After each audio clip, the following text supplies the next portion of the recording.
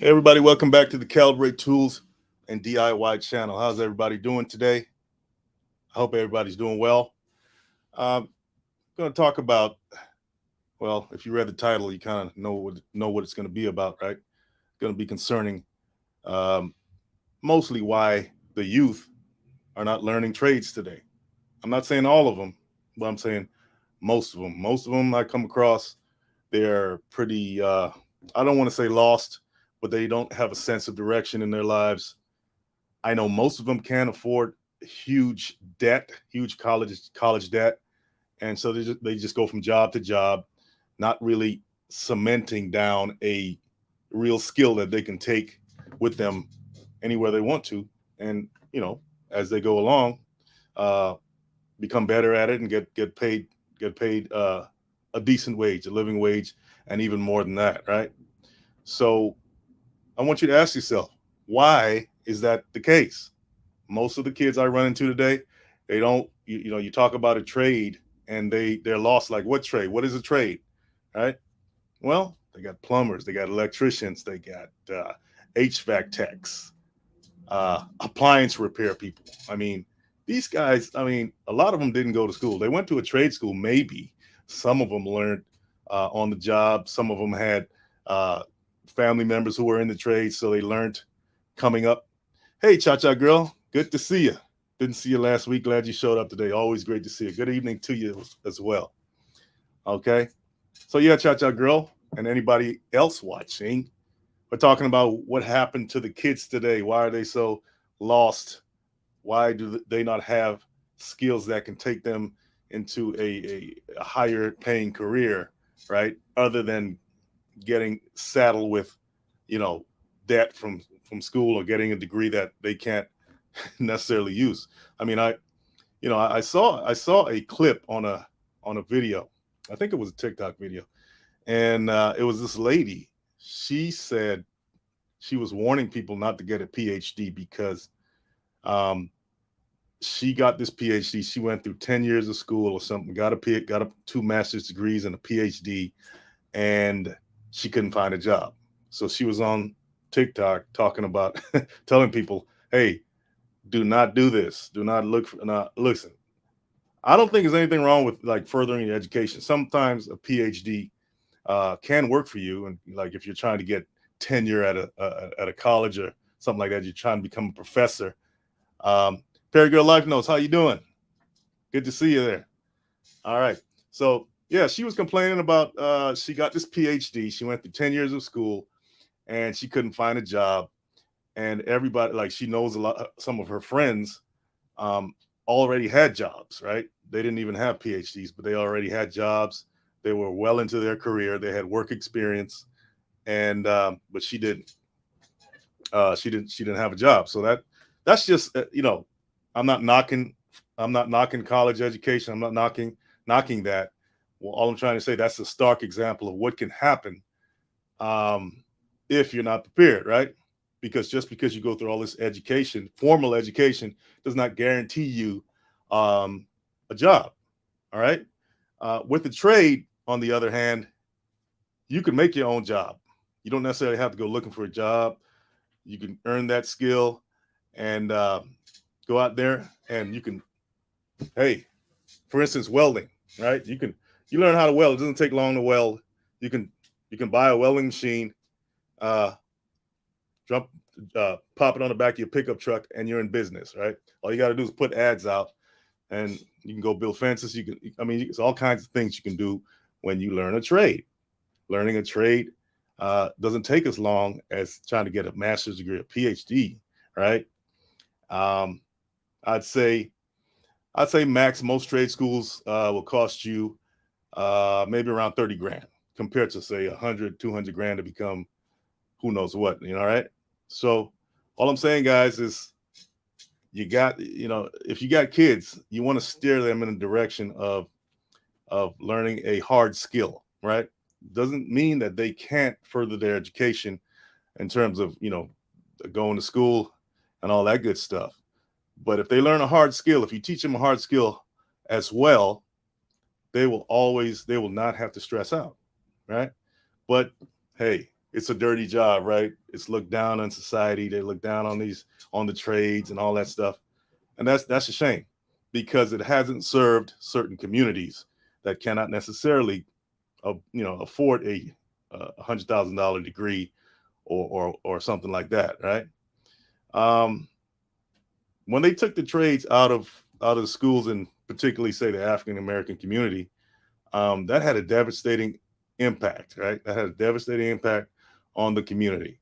I don't know if it was. I don't want to sound conspiratorial or anything like that. I mean, but if you look around, especially in my community, and I'll say it, it's sad to see some of what I see sometimes when it comes to the youth, right? Especially young men out there. And Perry Good Life Note says, I like marrying them together. You have skill while you get an education. Yeah, absolutely, right?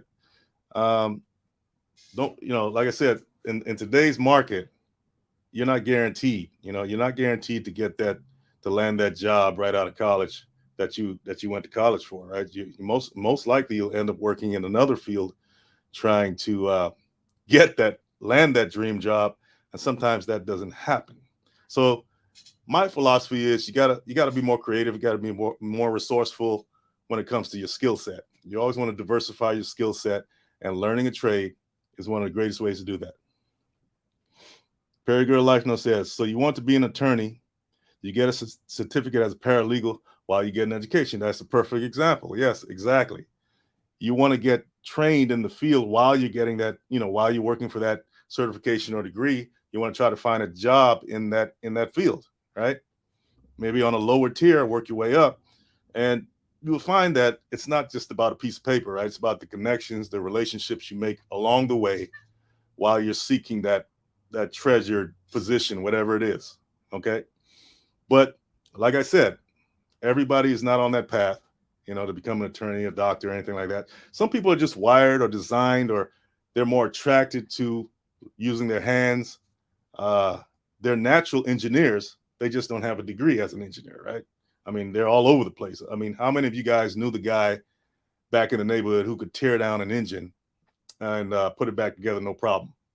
It's like they got photographic memory. He knows every part, every screw, and he just puts it back together from his head. That always amazed me, right?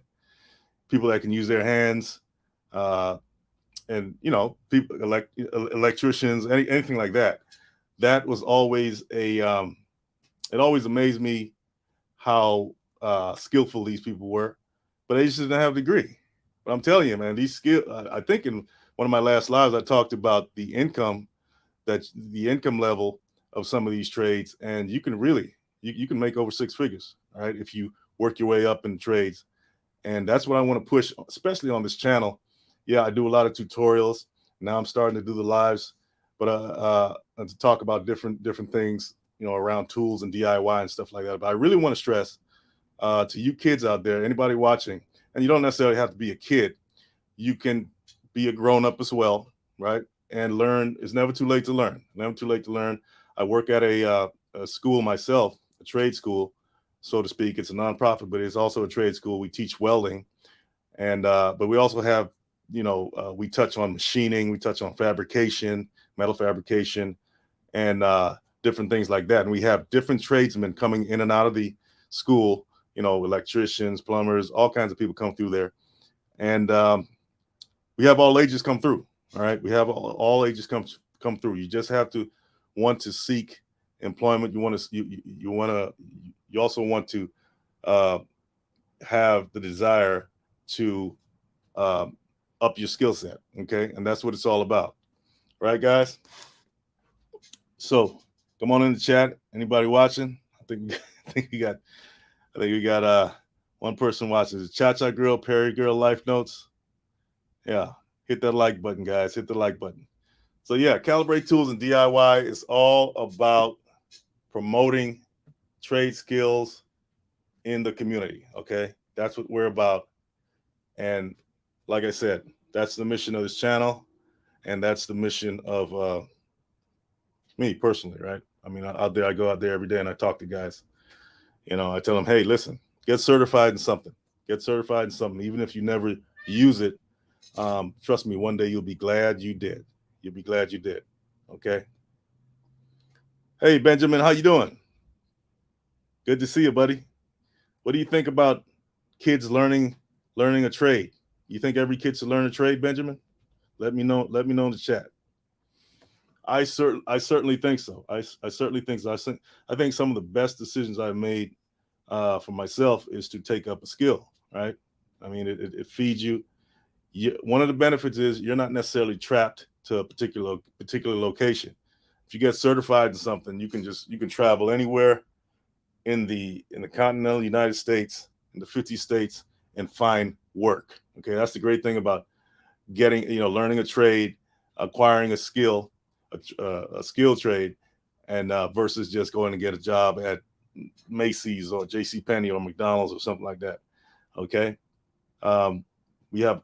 I mean, I see male and female come through the trade school and they get jobs. I mean, uh, let's talk. Okay, SpaceX, for instance, right?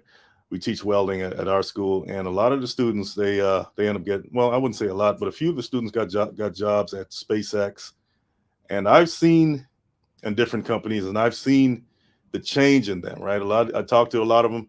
A lot of them come from broken homes, coming out of jail, coming out of prison, and they get a new lease on life when they get that piece of paper, okay, saying that they have completed this.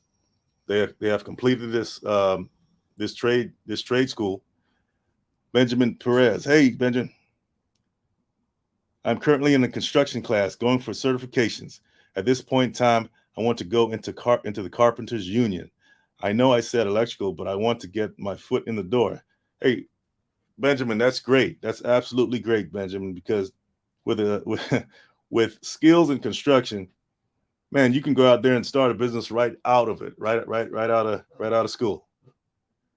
I'm telling you, you can do that. Now, you may be going for an apprenticeship or something like that, and that's great. You may want to sharpen your skills before you go out there on your own, but it won't take you that long. Definitely won't take you that long. And you can do minor, even while you're in school, what you learn, you can do minor things and still get paid for it. Okay. You can be handyman skills. Some people think the word handyman is like some low level thing. Let me tell you, they got some handymen out there calling their own shots, making over six figures. Okay. No joke. Okay. Yeah. So that's what we do here at Calibrate Tools and DIY. My mission, okay, the mission of this channel is to push learning a trade because it's just very necessary. I have my own personal reasons for it, from the community I come from what I see and what's needed in my community. Learning a trade is the most accessible right now. It's one of the most it's accessible ways to up level your life. Okay, it's one of the most accessible ways to up level your life. So I would encourage everybody that has a child, that the child doesn't really have any direction, to enroll them in a trade school. Okay. Now, I know all trade schools are not the cheapest, right?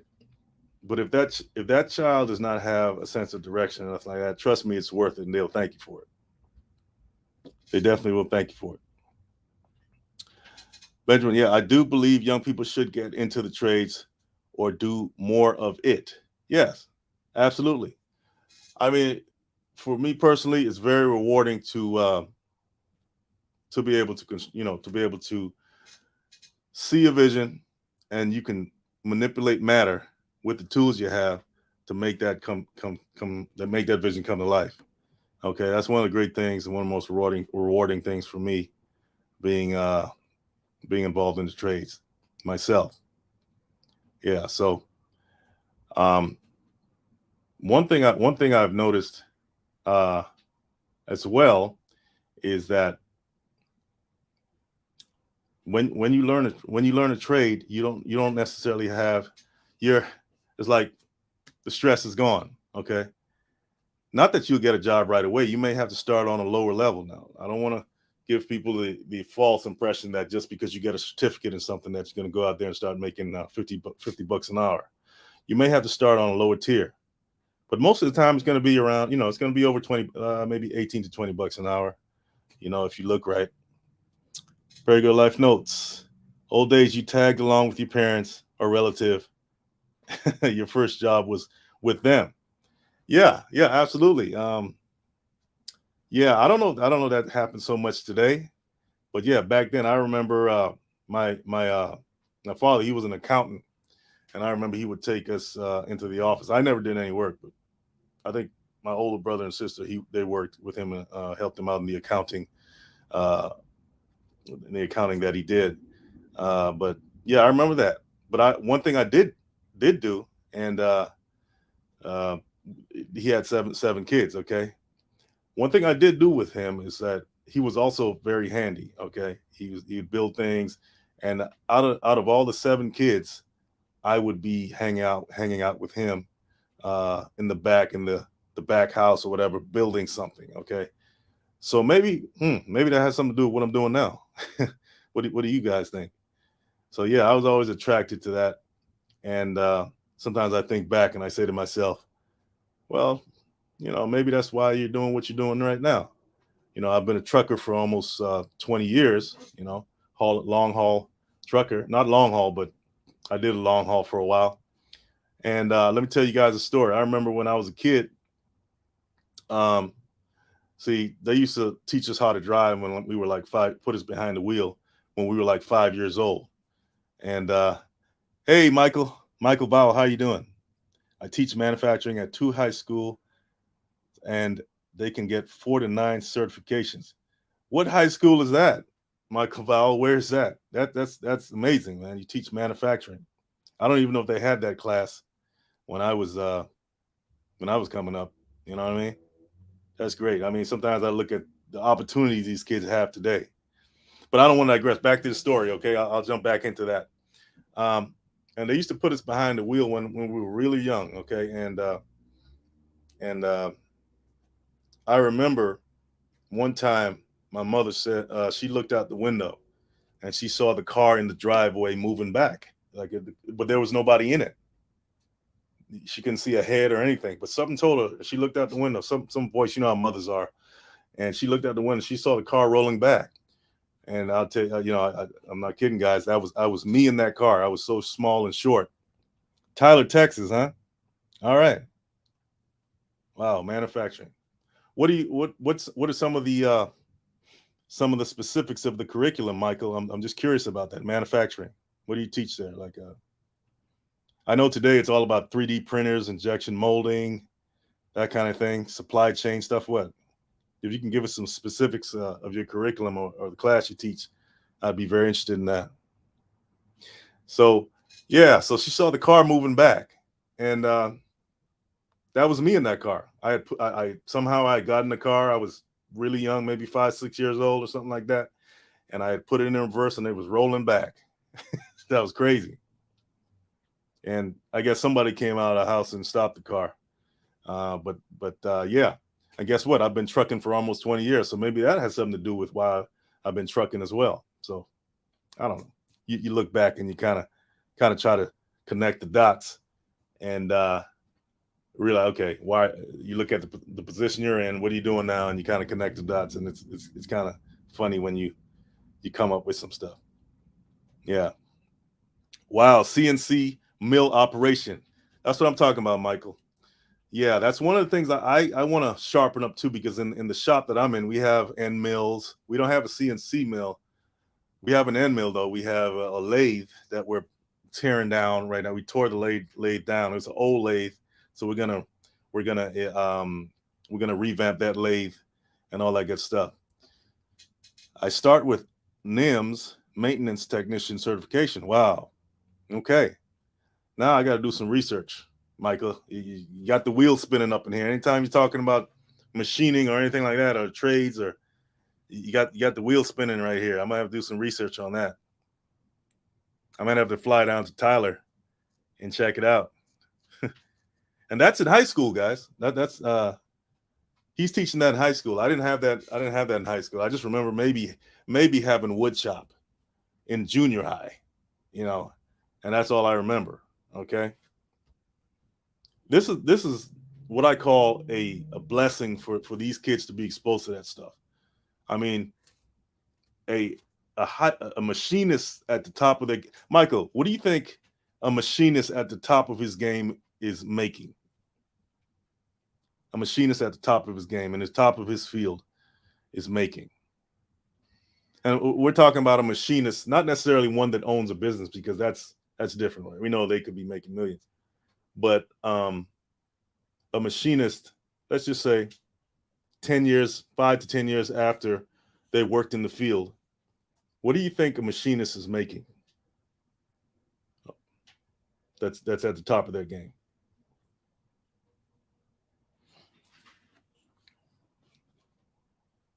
Because you got to understand, when you're talking about that stuff, you're talking about CNCs and lathes and stuff like that. It can get very, very technical, and you gotta know math. You gotta know. It's not just you just turning a knob and something. No, these machines get very technical, especially today. They can get very dangerous as well. Okay. Tyler will hire right out of high school with at least one cert. 25 bucks an hour, guys. You hear that? That's with one cert. Oh yeah. Let's talk about certification for a second. Like I said, I teach at a welding school, and we certify in four welding processes. That's MIG, TIG, flux core, and stick. Okay. Now, you don't necessarily have to get all of those certs to be able to find a job. Some companies, they just want you to be able to do MIG or MIG and TIG, or maybe just TIG, right? They may be hiring for just one process. It could be just or two. So you don't necessarily have to. You don't want to be one of those people that just keep getting certs and certs and certs and you never get work. You can pile up all kinds of certs, just like someone can pile up a bunch of degrees and never actually go out there and work in the field. So it's good to study the job market as well. Like if you're out there, seeking a job in the trades, study the job market, see what particular companies are looking for, what skill set they're looking for, what they do, and how that skill set is, may be the one that they really need at the time. Because that sometimes all it takes is one cert for you to get in the door, right? And start actually getting paid for your skills. I see it all the time. A lot of these companies, they don't necessarily want, they don't need for you to have all the skills. Okay. Now, if you want to get you want to get like 4 certs and 4 different welding processes, great. I mean, it's, you can do that, but you don't always need all the skills, right? I mean, all the certifications. I'm sorry. Yeah. So I think it's Michael Bowell. My school wants me to use NCCR, but I'm not sure I want to switch since most of the industry around here wants the robotics. I teach. Oh, you teach that too? Wow. That's, man. So Michael, just question: have you ever have you actually worked in the field? I know you're probably pretty skilled at this, at what you do here. But have you actually worked in the field? Do you know what the job market looks like and all that? Because I think a good trade school, they're not just teaching you how to do whatever skill it is, and not just giving you a piece of paper certification. They also have relationships with companies out there in the world, and actually uh, employ people with the said skill, right? And a good trade school has these relationships, and they can actually funnel the students into these jobs right out of school, so there just won't be. Michael says, "Ha! I was a park ranger, so I did water and wastewater electrical." Okay, all right, I hear that, but it's all, if you did wastewater, I see the word electrical in there, and it may not fall into the categories what he said, water and wastewater. That is a specific niche. It's kind of like a trade anyway, right? Wastewater electrical there. So I get you, man. I get you. Yeah, so a good trade school, they look at, they have surveyed the job market. They have relationships with companies, and they have someone in that trade school who's responsible for job placement, right? So they can funnel the students right out of trade school and hopefully land them a job. Okay, so they're always surveying the job market, seeing, okay, in the welding school, okay, let's look at welding companies or companies that employ welders. What do they need? Let me stay in touch with them. So when these students graduate, I can funnel them into a job because they've made these relationships. So that's very important. Relationships are very important. I have about 5 local companies. They will hire my seniors. Great. See, that's what I'm talking about. Michael knows what I'm talking about. He stays in touch with the local companies out there that hire what he teaches. Hire the skill. They hire for the skill that he teaches. Yeah, and it only makes sense, right? That's how you run an efficient community. Tyler Career and Technology Center. Okay, definitely look that up. Everybody, check out Tyler Career and Technology Center. Right now, I work at a nonprofit. It's called Reignite Hope, and actually, it's free for the students. All right, now we don't go that in depth into welding, right? We teach them the basic skills in order for them to get a job. Okay, so but if they really desire to pursue more training, ah, Shay, how you doing, sir? I teach welding at Los Angeles Trade Technical. From my experience, the best education is when you combine both technical education and academics, earning a degree. Absolutely, Che. Absolutely. Now, Che, I happen to know Che.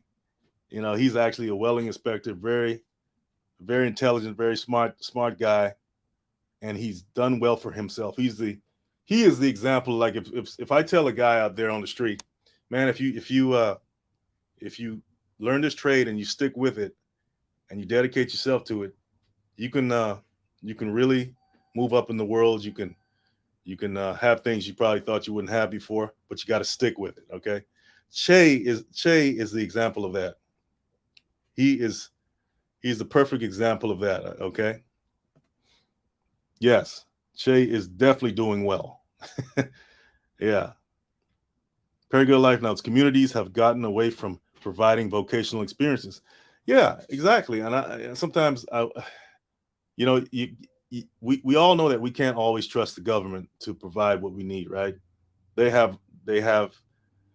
Let's face it. It's kind of like a company that has shareholders, and you're beholden to the shareholders.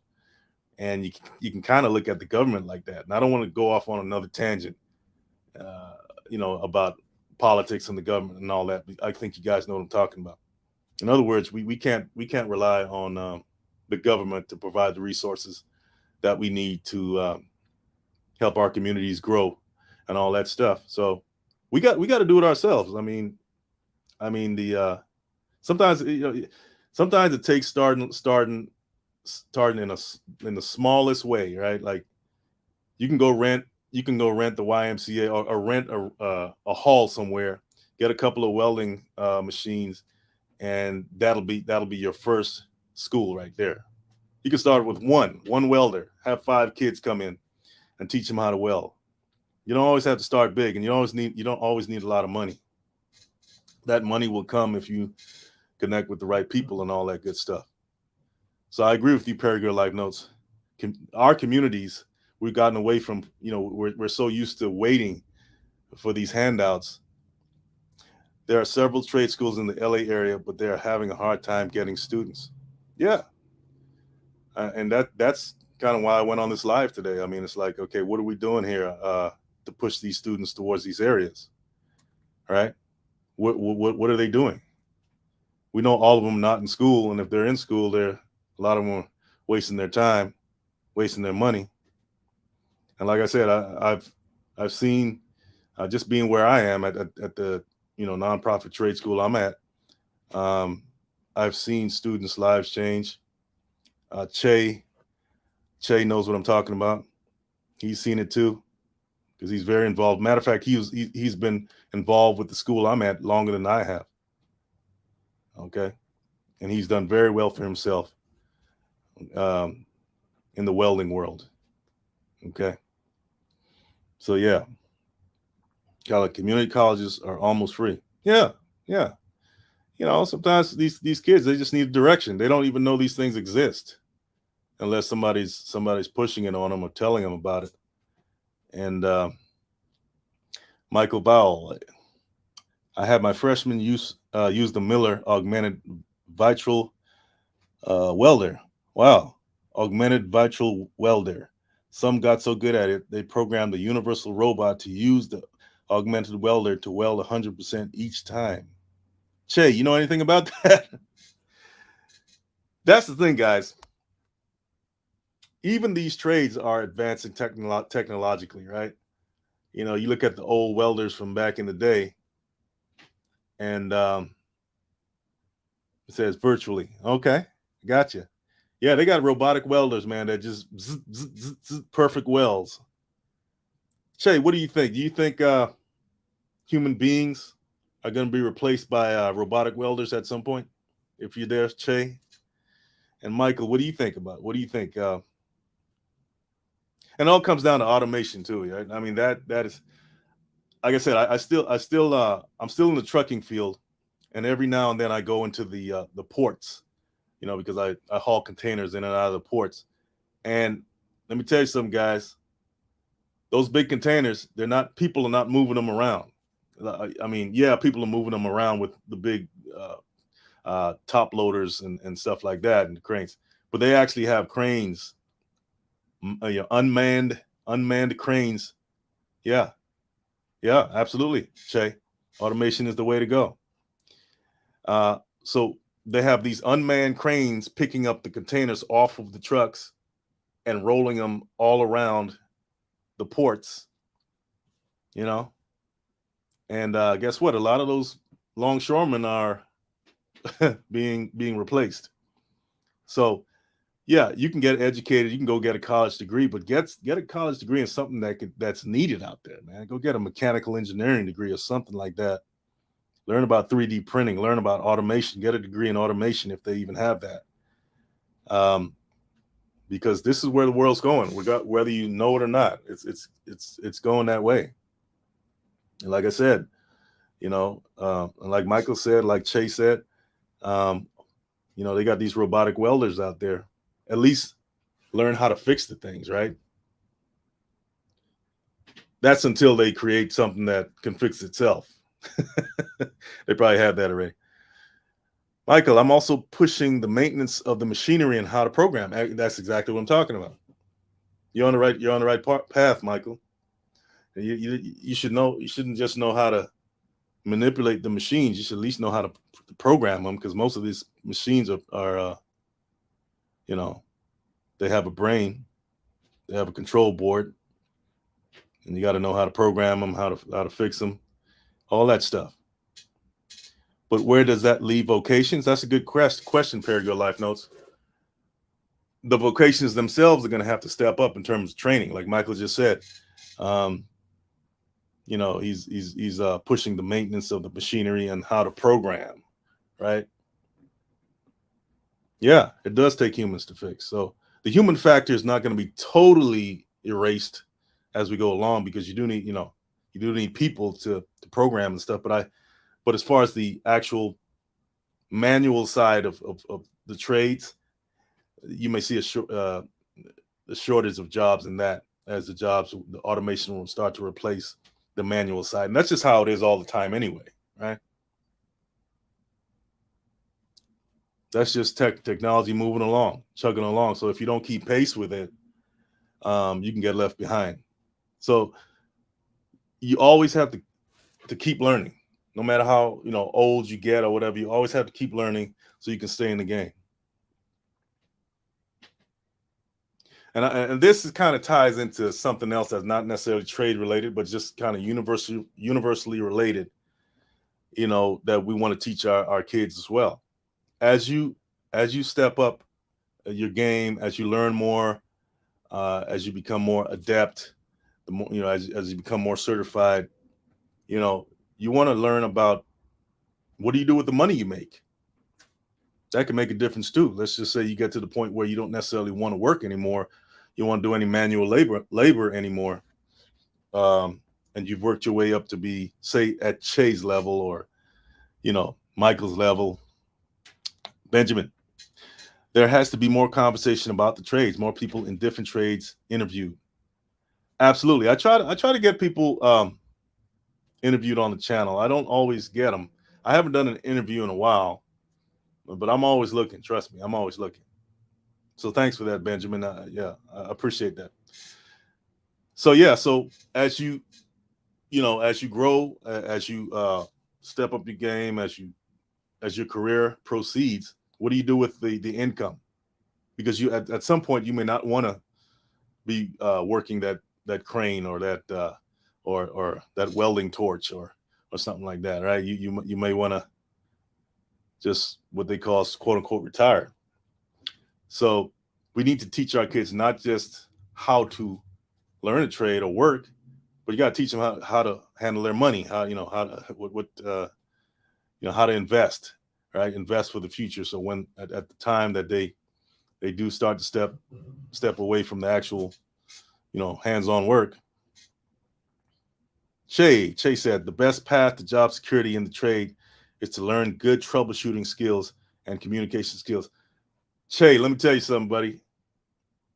Man, I've learned just in Che knows what I'm talking about. This guy, he's an expert master welder, okay, and he teaches as well, okay.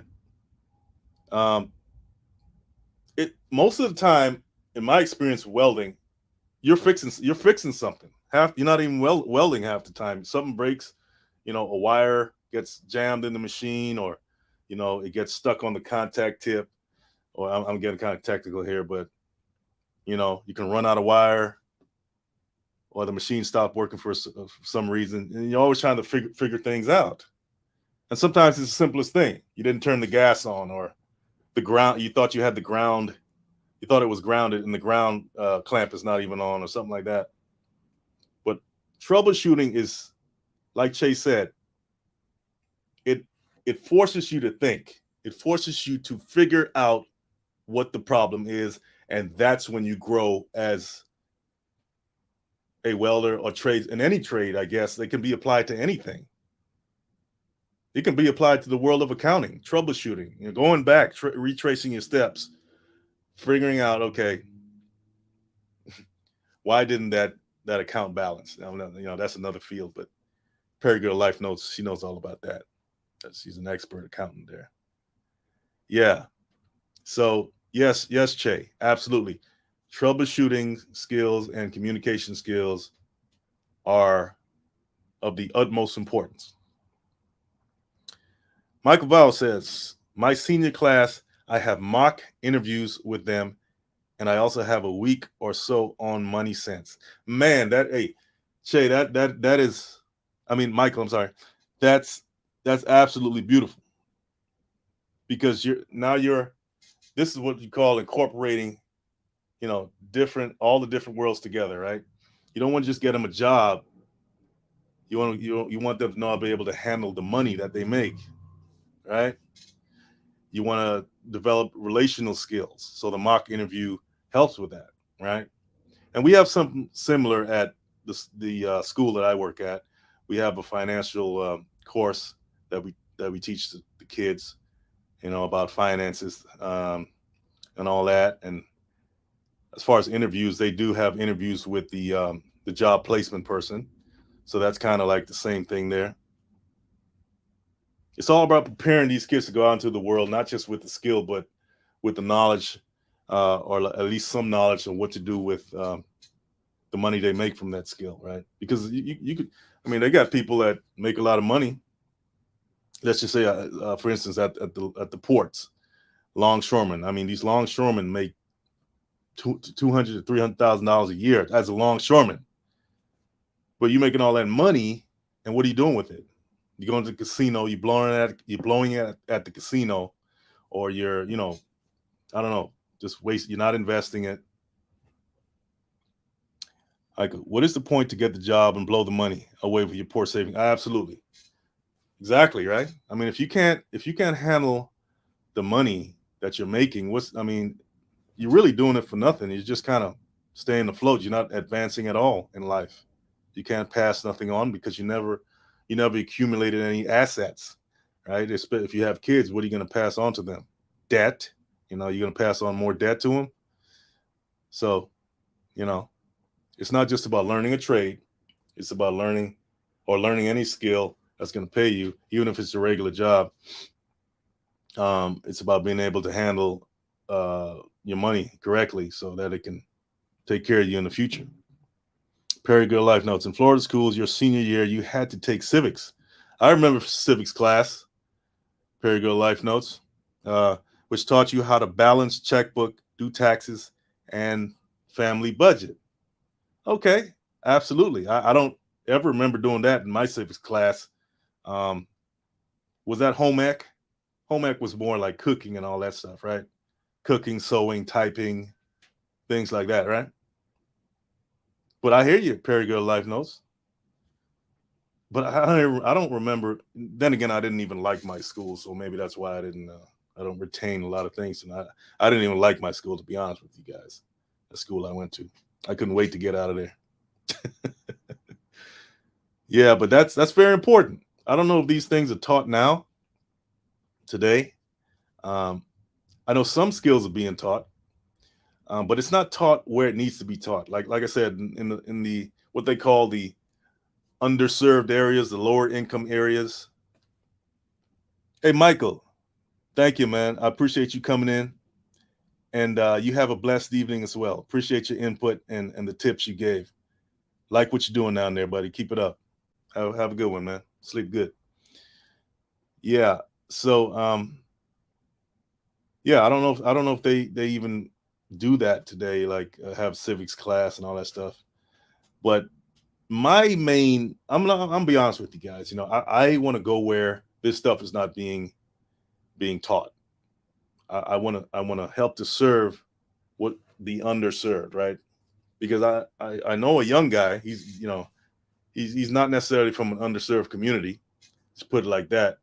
And he told me back in junior high they were teaching him how to 3D print in junior high. Whatever school he went to, they were teaching 3D printing. Um, you talk to somebody from my area. I don't know if they have those resources in the schools around here where I'm at. Talking about 3D printing and teaching them that. Okay, so there's a different world for different people. Let's be real about it. Okay, yeah. So yeah, we need to we really need to stress to the kids. I kind of take it upon myself. Every young person I run into, whether it's on the street, whatever, if I can, I have a brief conversation with them, and I say, "Hey, so what are you doing with yourself? What are you pursuing?" Some of them, they have their head screwed on nice and tight. They have a direction, whether they're in school, whether they're, you know, doing something that's very constructive. I love to hear that, but I try to take it upon myself to ask, at least, at least tap their brains for a little bit to see where they're at. I don't know. I feel that's my responsibility as an older person, um, and try to help them, give them some direction, give them some tips, tell them to learn a trade. Atway, hey Atway, how you doing? That's true. It wasn't until I was at 30 that I found out what a lineman was and how much they made. Yeah, I did lineman work when that was one of the things I dabbled in, was lineman work. I knew a guy and he could climb them poles like nothing. He put those spikes on and just run up those poles, and I was doing that for a little bit. But those guys, and a lot of it has to do with the the danger factor, and because if you touch the wrong wire, that could be it for you. So a lot of that pay is hazard pay. But man, yeah, they get paid good. This was back probably in the early '90s. I knew this guy, and he was doing pretty well for himself as a lineman. And I used to go out with him, and he was kind of teaching me the ropes, stuff like that. So yeah, absolutely. Very good life note. Access is an issue, but parents' voices. Yeah, yes, that's what I'm saying. Everybody doesn't have access, but if you should have access to your kids. I mean, they live either they live even if they don't live with you, that's your kids. And sometimes I look at the kids as that are not necessarily my biological kids. I have a responsibility in my community, because when you see the big picture of of what's going on here in this world, um, and how certain people are, you know, well, certain people are put above others, and all that stuff. You kind of develop a heart for the ones that are down there, and you want to try to help in the best way you can. And that was kind of part of the big reason I started this channel, is so they can, people that, you know, identify with who I am. Uh, you can say look like me or whatever, all that good stuff. But if they can identify with me and say, hey, that guy's doing it, I can identify with him. Maybe I should look into that too. If I could steer, if I could steer a kid into the trades just by being on YouTube and talking about tools, and talking to you guys, and they can see, hey, there's potential. Maybe I can do that. I always like to work with my hands. I was always a mechanical guy. I like to tinker with things. I was always good at that. If they can say, they can say that to themselves, um, and actually say, hey, let me make a phone call to that trade school. Let me see if I can get in there, instead of just twiddling their thumbs and not having any direction. Um, then I did my job. Then I did my job. I'm not on YouTube just to be on YouTube. I'm on here because I have a mission to accomplish. I have a heart for my people, and I want to see them succeed. You know, and today it's really no excuse for at Wade. Yeah, I got my certification at Trade Tech right before the pandemic, and my CDL now. I'm trying to use it. Yeah, you're already in the game. Okay, what certification did you get at Trade Tech? You said you got your CDL. The Trade Tech teach you how to drive truck driving? Do they have a truck driving course at Trade Tech? Yeah. Well, let me tell you, if you got your CDL, you are you be all right. You'll be all right.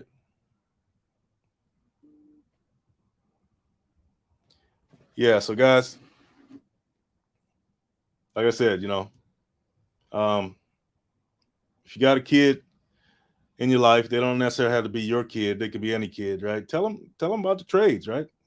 Tell them maybe they should look into it. You don't have to be into the trades yourself, but and a trade doesn't necessarily have to be plumbing, electrical, welding, or anything like that, or mechanic or anything.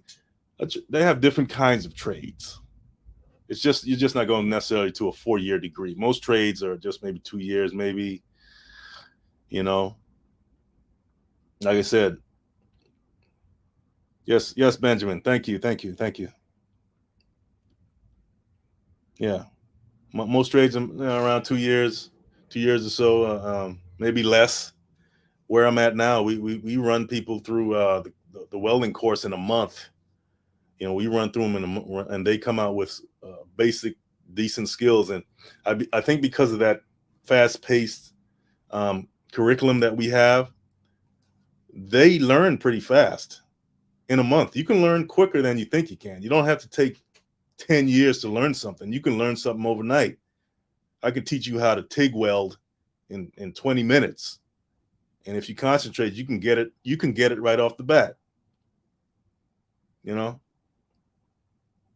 So we need to take those barriers out of our heads, thinking, oh, this is going to take long or this is hard. No, it's not. You just got to get into it. You may find you like it. You may find that you like it. And you want, some students, even after they graduate, they come back. They just come back to the shop and they just want to help out and volunteer, because I've seen the changes that happen when somebody accomplishes something in life, whatever it is. And it's something constructive, and it does something to you, so yeah. So guys, I appreciate everybody coming on this live. I appreciate each and every last person that came on this live today. Support the channel. Let me see here. I'm gonna do something real quick. Let me see if this works. Yeah, guys, I put a link in the comment section. Okay. Hopefully it's clickable. Hopefully it's a clickable link. Go ahead and if you want to stay in touch, so I can stay in touch with you guys, click the link, give me your email. I'm coming out with a newsletter to pretty much promote everything I talk about on the channel, DIY, trade tips, anything that I learn, anything that I know to help further the cause of our communities. And so go ahead and click that link, leave your information so I can stay in touch with you guys. I really appreciate it. Thanks for coming on, and I'll see you guys next Tuesday at 7. And by the way, I have another video coming out this Thursday.